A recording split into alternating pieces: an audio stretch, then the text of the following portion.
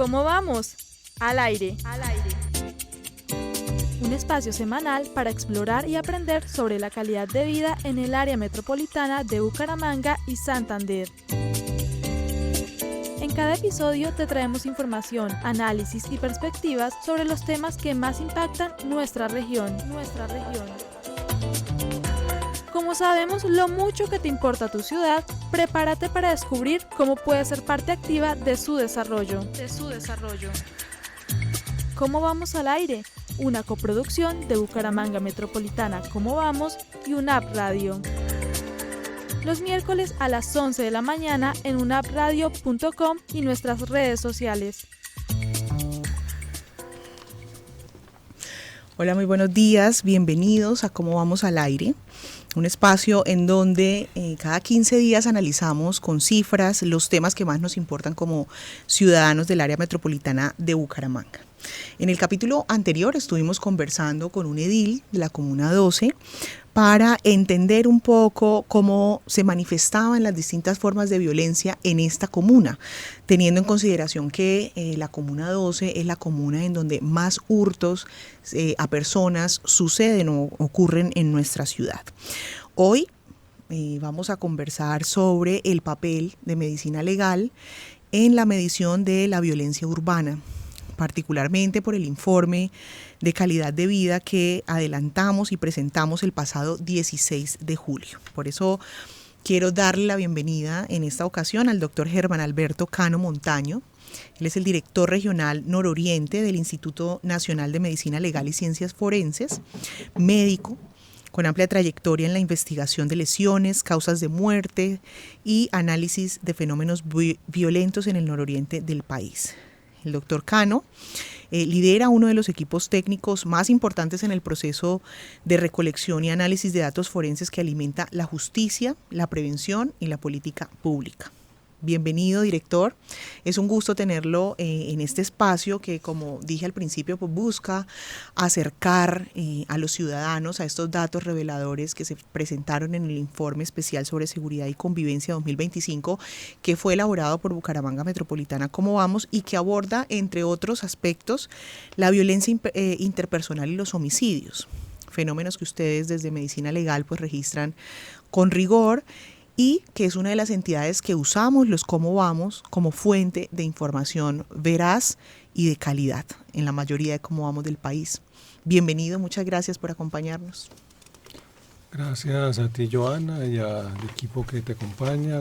Gracias a la invitación que ustedes nos brindan, estamos hoy acá. Y un saludo muy especial a todos los que nos escuchan y nos ven. Doctor Cano, muchas personas oyen hablar de medicina legal, pero no saben exactamente cuál es el rol de esta institución. Nos gustaría que, por favor, nos contara brevemente cuál es el rol de medicina legal y cuál es el proceso que siguen los casos de violencia que acontecen en el área metropolitana cuando llegan a ustedes. Gracias. Mira, el Instituto Nacional de Medicina Legal y Ciencias Forenses es el órgano técnico-científico para la Administración de Justicia en Colombia. Y en ese sentido lo que hace es brindar servicios forenses humanizados, atendiendo víctimas de violencia fatal y no fatal, a partir de las diferentes solicitudes que nos remiten las autoridades judiciales usualmente.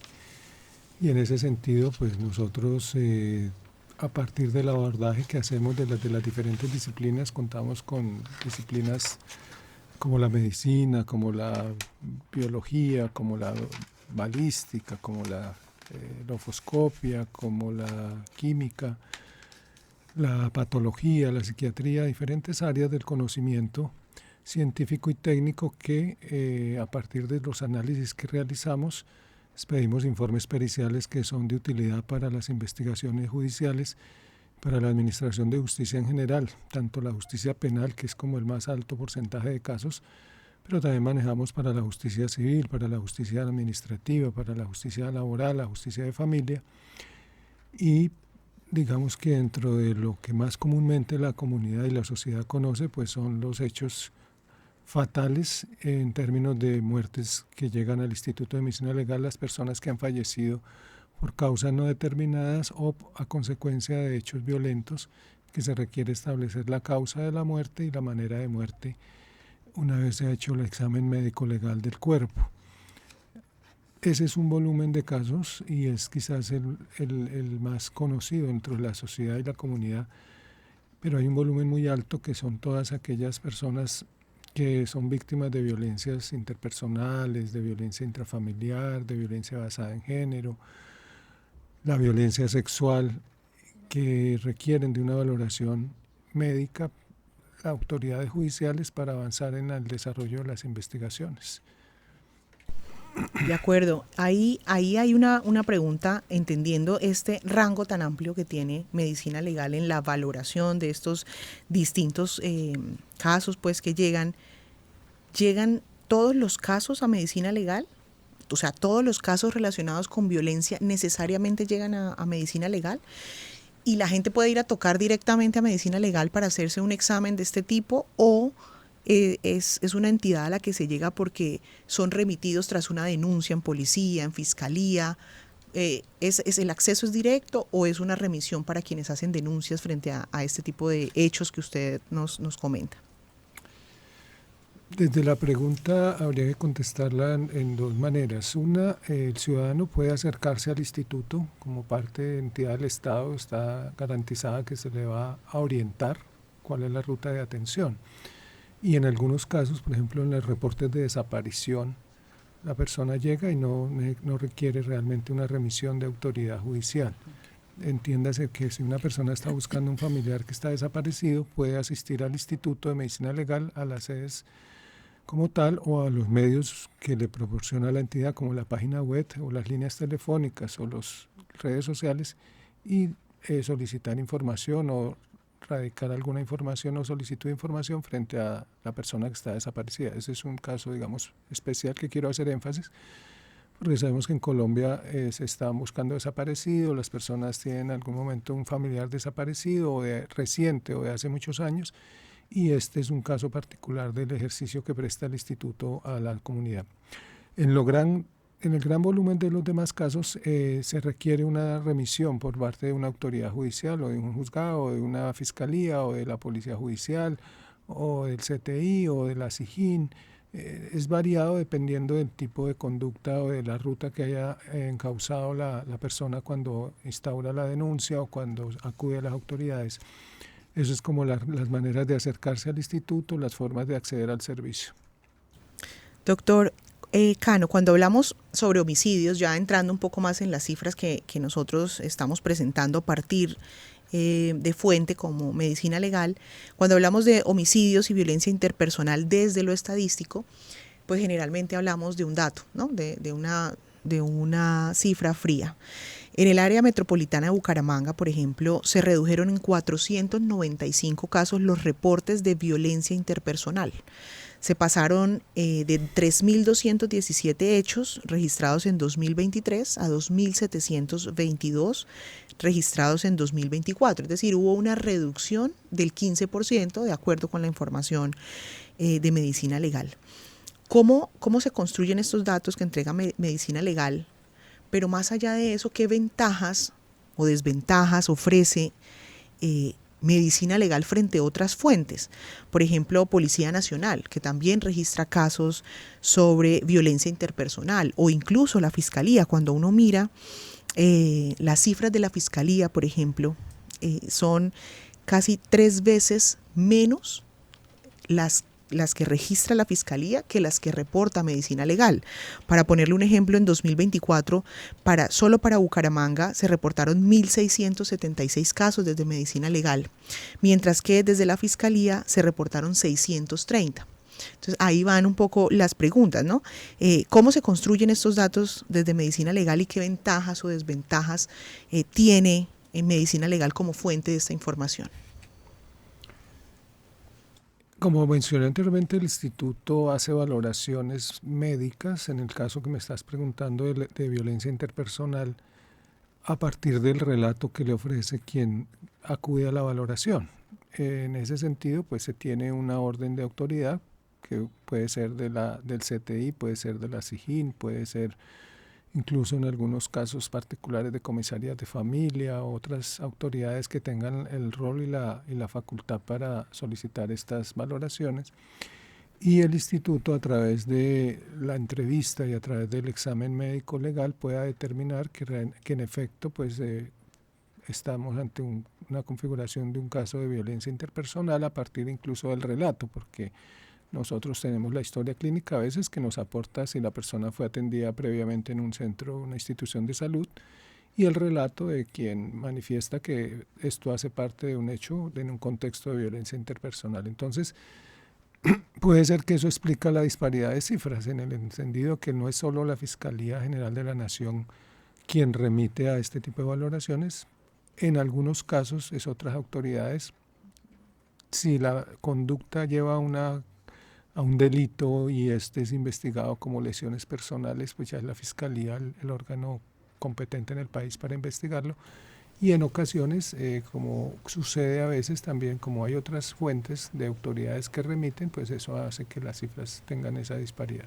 De acuerdo, muy importante entonces dar a conocer que la cifra de medicina legal, digamos, en términos comparativos, recoge todas esas otras fuentes, ¿cierto?, de entes judiciales, porque allá no solamente llegan los casos de fiscalía, sino que también nos mencionaba anteriormente CTI, SIJIN, comisarías y otras entidades judiciales.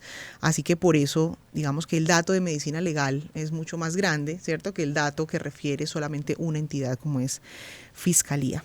Doctor Germán, compártanos, por favor, con quienes nos escuchan, cuál es el perfil de los principales agresores y víctimas de dos fenómenos que estamos analizando en el informe. Uno, cuál es en términos generales, el perfil de los agresores que cometen violencia interpersonal o de las víctimas de homicidio. Cualquiera de los dos, digamos, nos parecería interesante escuchar de parte suya cuál es ese perfil de agresores y víctimas de estos dos fenómenos. El homicidio tiene, digamos, el contexto de la información que nosotros recibimos es el que hace la inspección técnica cadáver, lo que comúnmente se le conoce, entre comillas, como el levantamiento del cadáver. Esa es la información contextual que nosotros recibimos en un documento, que es el acta de esa diligencia, y a partir de allí, más el ejercicio propio del examen del cuerpo, estamos hablando del caso de los homicidios, nos puede orientar a qué tipología de homicidio se está dando. Eso es una fase muy digamos, preliminar y muy incipiente frente a lo que la investigación va avanzando. La investigación como tal es competencia de la Fiscalía General de la Nación y una de las maneras o medios de prueba es la prueba técnica, en este caso la prueba pericial que elabora el instituto, que se compone de lo que es la información que recogen de la escena, de donde fue encontrado el cuerpo, y del examen propio del cuerpo. Entonces, digamos, para llegar a ese nivel ya del perfil de la persona que ejecutó la acción, entiéndase victimario, hay que ir más allá porque hay que avanzar un poco más en otros medios de prueba que permitan, como sucede en muchos casos en los homicidios, en algunos no, porque se llegan a preacuerdos o la fiscalía en las primeras audiencias ya tiene suficiente acervo y entonces la persona acepta los hechos e incluso involucra a veces el perfil de los psiquiatras forenses que trabajan en el instituto frente a, en ocasiones, entrevistar a quien está acusado del homicidio o analizar las circunstancias de la escena desde el punto de vista de un patrón criminal, de cómo se ejecutó el homicidio y de perfilar desde el punto de vista criminalístico la situación. Entonces, digamos que a veces es un poco prematuro desde solo con el examen del cuerpo y la información preliminar tener toda esta respuesta clara. Ya si se hace todo un análisis de toda la investigación que se ha recaudado con todos los elementos, pues habría que mirar cuáles son las motivaciones, por ejemplo, frente al hecho de matar a otro, ¿cierto? Entonces se habla a veces de temas de venganzas, a veces se habla de temas de violencia familiar, a veces se hablan de problemas económicos por economía ilegal, entre otros, ¿cierto? Y algunos casos están asociados también, y ahí surge una de las situaciones que siempre nos preguntamos, y es que si nacemos violentos o nos hacemos violentos y por qué somos violentos. el tema del contexto, por ejemplo, el uso de sustancias como el alcohol o sustancias psicoactivas, como se les conoce comúnmente, que influyen en el nivel de tolerancia o en el nivel de agresividad del ser humano y que terminan en ocasiones en agresiones directas que llevan a la muerte. Doctor Germán, hay algo que nos llamó mucho la atención cuando estuvimos revisando las cifras para levantar y construir este informe especial sobre seguridad, y es la pérdida de información, de detalles sobre información. Medicina Legal reporta anualmente, por ejemplo, la actividad que realizaba la víctima al momento de homicidio, ¿sí? Mientras para el 2023 la entidad reportaba que no había información sobre la actividad que realizaba la víctima de homicidio al momento del hecho. En el 9% de los casos pues no se tenía información. Para el 2024 este vacío de información se dio para el 62% de los casos. ¿A qué se debe este vacío? ¿Por qué ese cambio? ¿Y qué implicaciones tiene, por ejemplo, esta pérdida de información?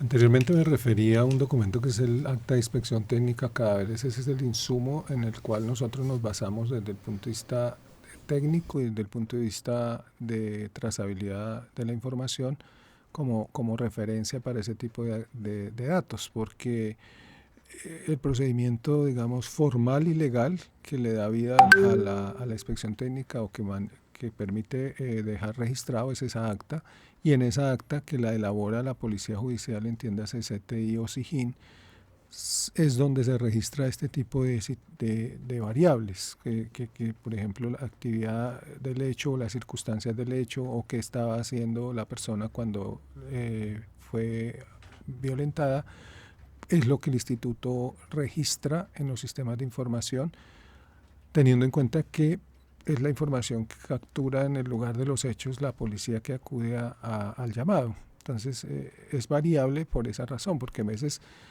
el registro en este tipo de documento, como es el Acta de Inspección Técnica Cadáver, tiene datos de lo que hayan logrado recolectar, o pues simplemente sin información, o no se cuenta con datos para ese momento y será posterior de las labores investigativas que permita determinar, por ejemplo, el uso de las cámaras de seguridad, de los registros audiovisuales que existan en el sector, la información de testigos. Entonces eso se va a ir ampliando a partir de las entrevistas que recaude la Policía Judicial y la investigación del caso.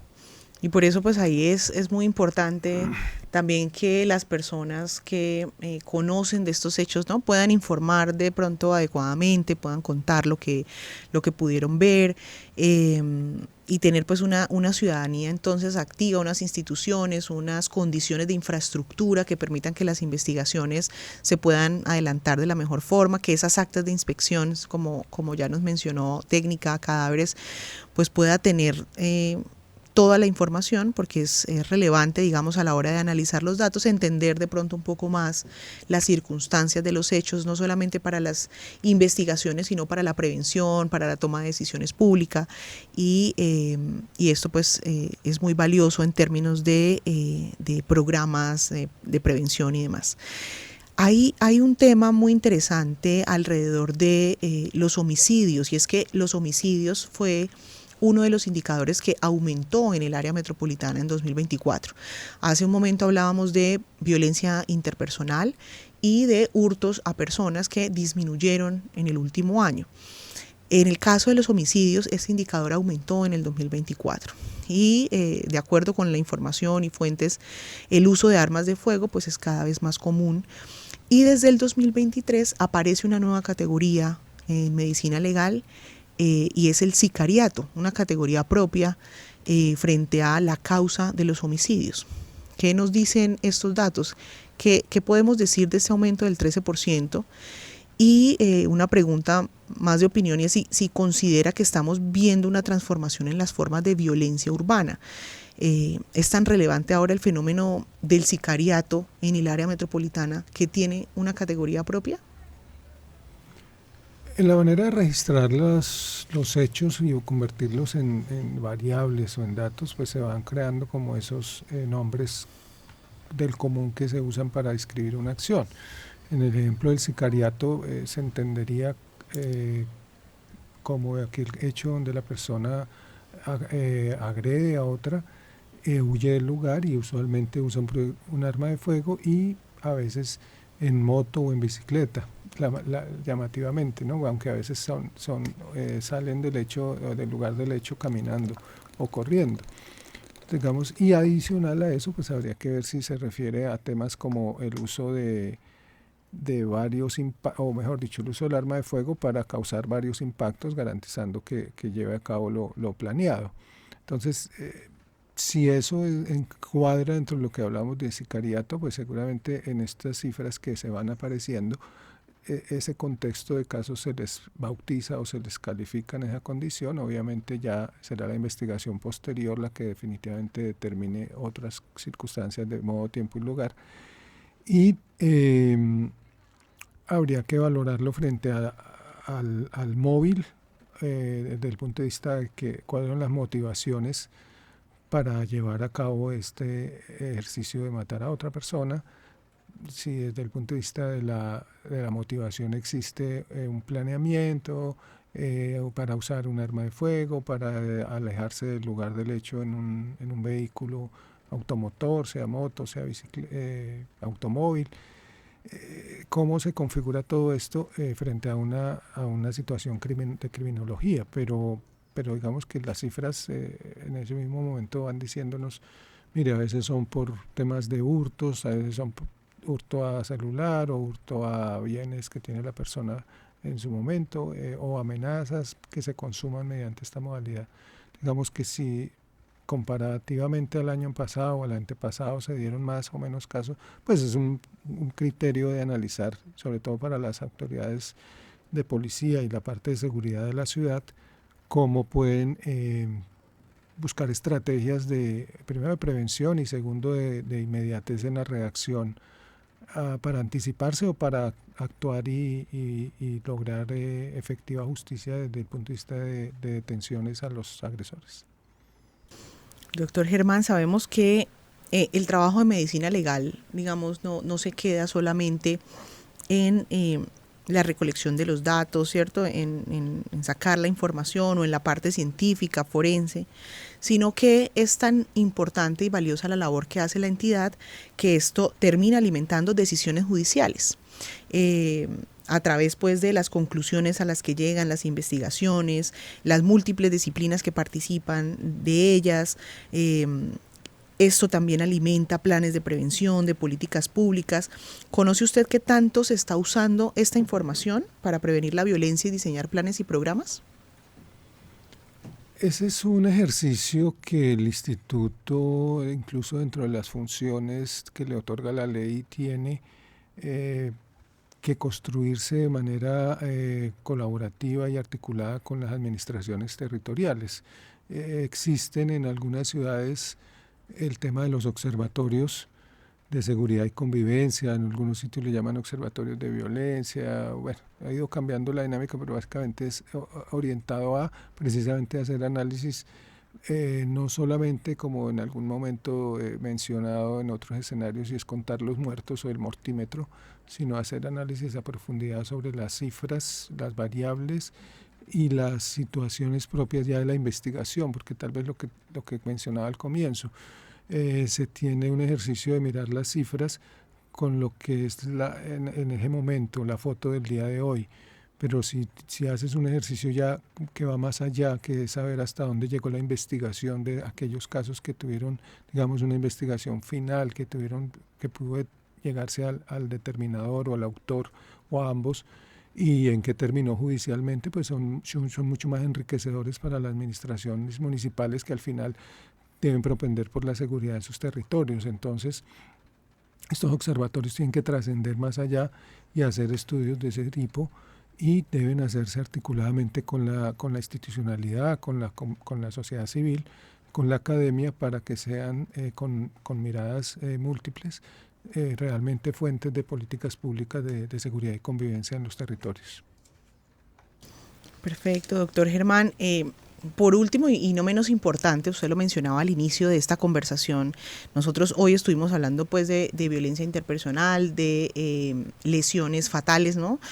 Homicidios, Pero hay algo muy importante que me gustaría abordar y es otro indicador que nosotros presentamos año a año y para la cual Medicina Legal es nuestra fuente, y es el indicador de presuntos delitos sexuales.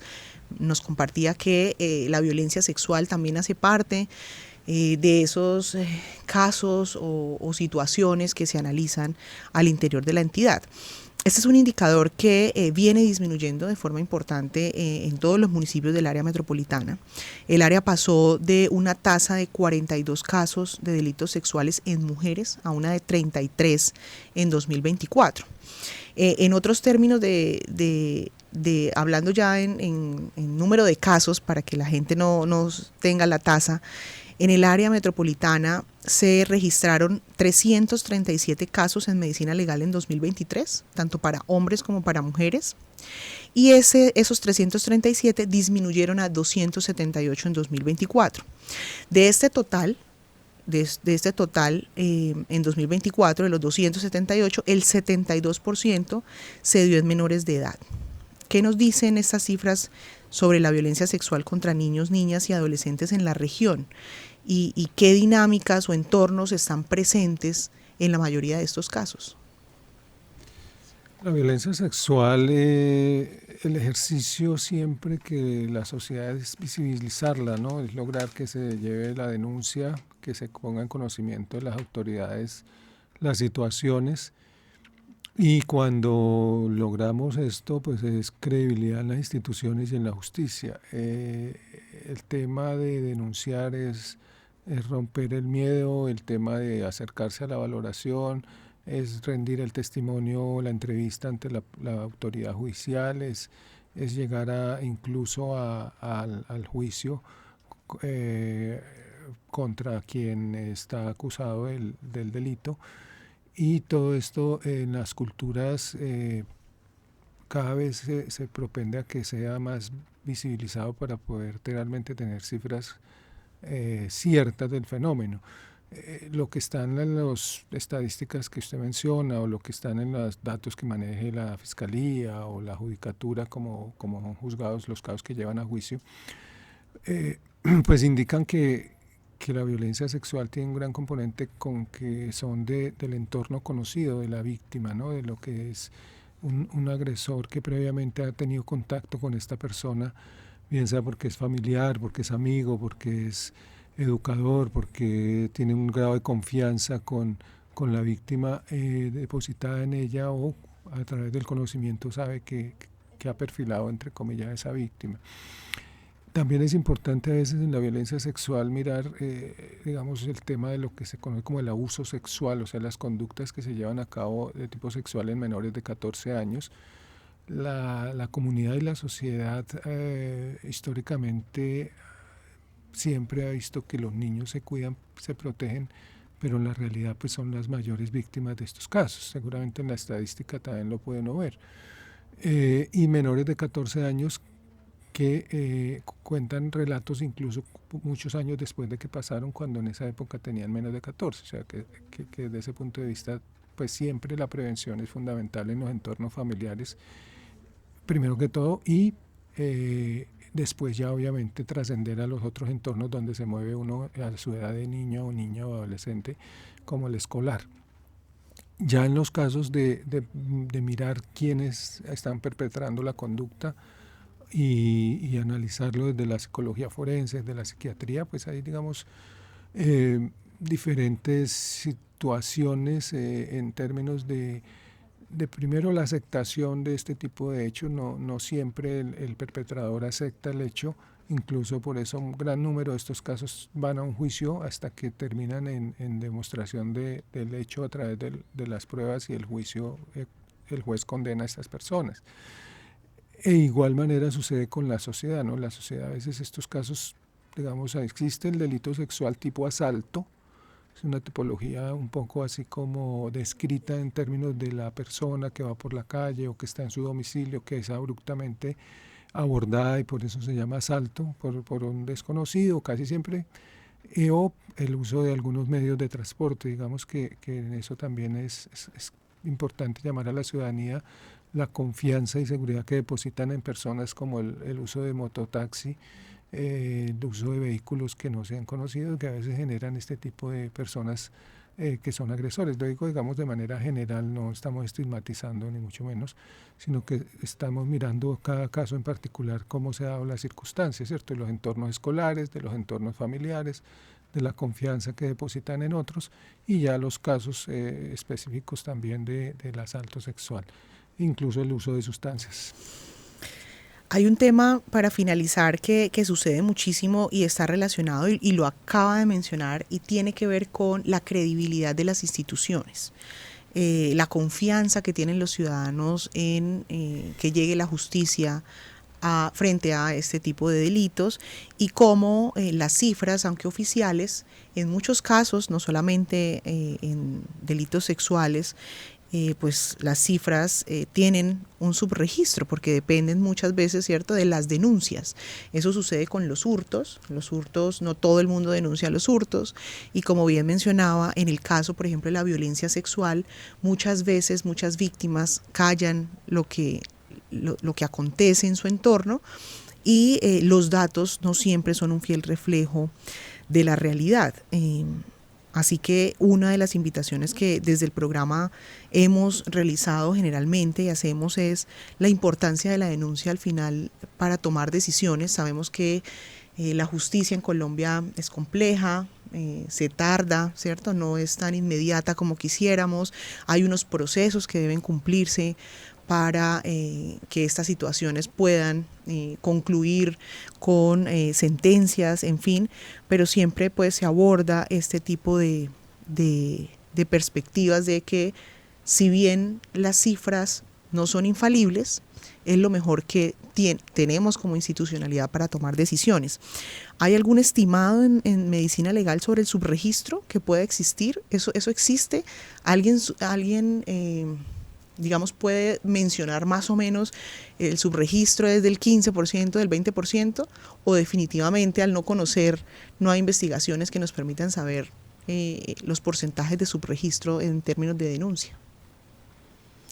No, realmente no es fácil, porque desde el punto de vista técnico y desde el punto de vista de la forma en que se conocen estos hechos, pues es un deber denunciar, incluso desde el tema del delito sexual, es un deber denunciarlo cuando la persona tiene esas condiciones de menor de 14 años, por cualquiera de los ciudadanos que tengan conocimiento, pero como muchos se dan en el ámbito privado, en el ámbito íntimo de las familias o de las comunidades, pues no trascienden y no se conocen, entonces es muy difícil. No es responsable de dar un dato sobre eso. De acuerdo. Bueno, doctor Germán Cano, muchas gracias por esta conversación, por acompañarnos, por ayudarnos a entender un poco más el rol de medicina legal, cómo es que se recolectan las cifras, cómo es el trabajo al interior, que muchas veces pensamos solamente en un tipo de delitos, pero usted nos ayudó a dimensionar también las múltiples formas de violencia y de delitos que son atendidos allí, y cómo a través de las diferentes ciencias pueden llegar a aportar elementos importantes a las investigaciones que se adelantan pues en la ciudad, y un agradecimiento a instituciones como Medicina Legal. Pues hoy los ciudadanos del área metropolitana tenemos una fotografía un poco más precisa de lo que ocurre, y las instituciones que imparten justicia también pueden contar con elementos que ayuden, ¿cierto?, a esclarecer los hechos y fenómenos que acontecen en el área metropolitana. A los ciudadanos un reto muy importante, y es el de denunciar, ¿cierto?, actuar también frente a lo que sucede. Si sabemos que los delitos se comportan de cierta forma, estar atentos, hacer control social, estar atentos a que los programas, las políticas realmente aporten y apunten a las causas de las problemáticas. Así que, doctor Cano, gracias por acompañarnos, por permitirnos comprender mejor lo que hay detrás de los datos, y a quienes nos escuchan, hacerles la invitación que les hicimos hace 15 días, y es revisar el informe completo sobre seguridad y convivencia ciudadana que construimos para todos, y a seguir conectados con este espacio en donde las voces y los datos se unen para conversar sobre estos temas de interés. Muchas gracias, doctor Cano, y a quienes nos escuchan, nos vemos en 15 días, todos los miércoles a las 10:30 de la mañana. Gracias. A ustedes muy amables por la invitación, y sigamos avanzando en mejorar el tema de violencia, el tema de seguridad, la violencia como problema de salud pública debe mirarse así, y la prevención es fundamental para, ojalá quisiéramos nosotros no tener que abordar ningún caso. Muchas gracias. Ivana.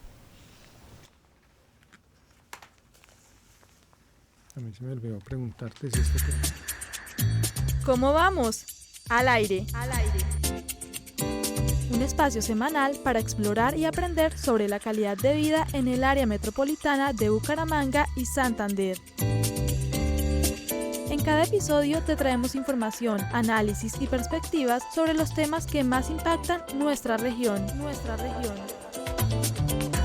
Como sabemos lo mucho que te importa tu ciudad, prepárate para descubrir cómo puedes ser parte activa de su desarrollo. ¿Cómo vamos al aire? Una coproducción de Bucaramanga Metropolitana Cómo Vamos y UNAP Radio. Los miércoles a las 11 de la mañana en unapradio.com y nuestras redes sociales.